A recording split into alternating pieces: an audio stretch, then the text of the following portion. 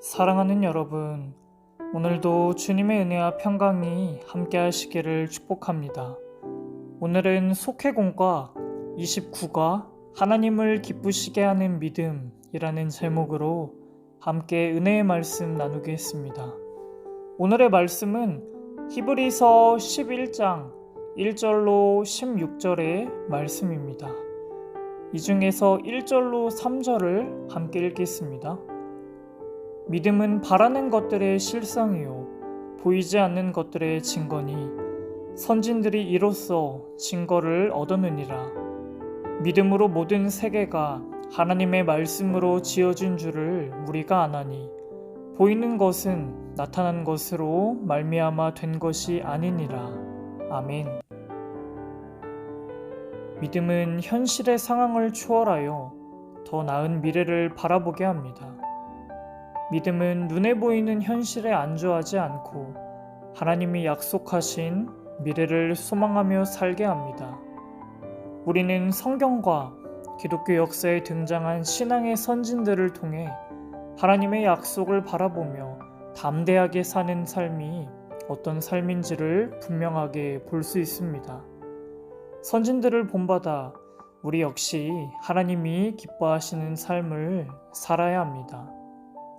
오늘 4절의 말씀을 보면 가인과 아벨은 하나님께 제물을 바치며 제사를 드렸습니다. 하나님은 아벨의 제물과 제사는 받으셨으나 가인의 것은 받지 않으셨죠. 하나님이 아벨의 제물만 받으신 것은 아벨이 믿음으로 더 나은 제사를 예배를 드렸기 때문입니다. 하나님은 제물보다 그것을 바치는 사람의 태도와 믿음을 더 중요하게 보십니다. 비록 아벨은 가인에게 죽임을 당했지만 하나님께서 그를 주목하시고 의롭다 인정해 주셨습니다. 그의 믿음은 지금까지도 전해지며 우리에게 많은 귀감이 되고 있습니다. 하나님은 나 자신을 온전한 제물로 드리며 믿음으로 예배할 때 기쁘게 받으십니다. 오늘 말씀 6절과 7절을 보면 세상을 창조하신 하나님은 지금도 만물을 다스리며 주관하고 계십니다.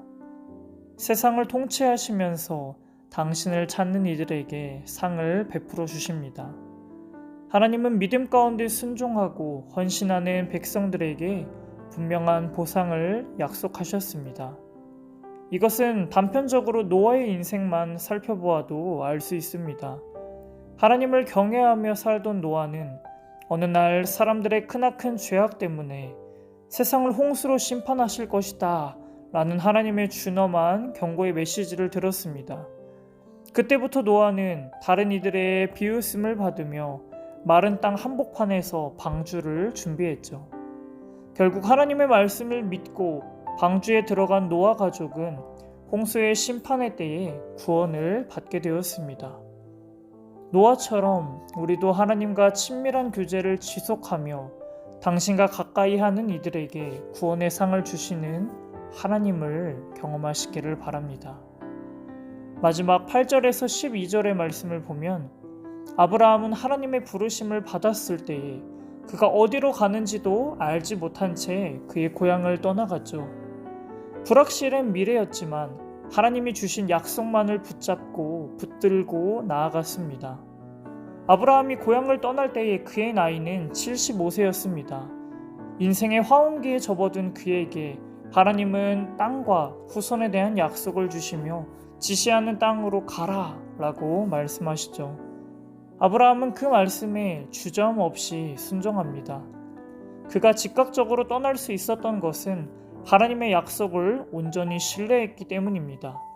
하나님을 기쁘시게 해드리는 믿음은 하나님의 약속이 지연되어도 반드시 이루어질 것을 의심치 않는 신앙이죠. 하나님은 우리가 온전한 믿음으로 예배하기를 원하십니다. 하나님이 당신을 따르는 이들에게 넘치도록 상 주시는 분이심을 믿고 소망 가운데 살기를 원하십니다. 어느 때보다 불확실하고 불안한 시대를 우리가 살아가고 있습니다. 그러나 그런 때일수록 우리 믿는 성도는 하나님의 약속을 굳게 붙잡고 주님을 신뢰하며 살아가야겠습니다. 이러한 은혜가 우리 모두에게 있기를 주님의 이름으로 축복합니다.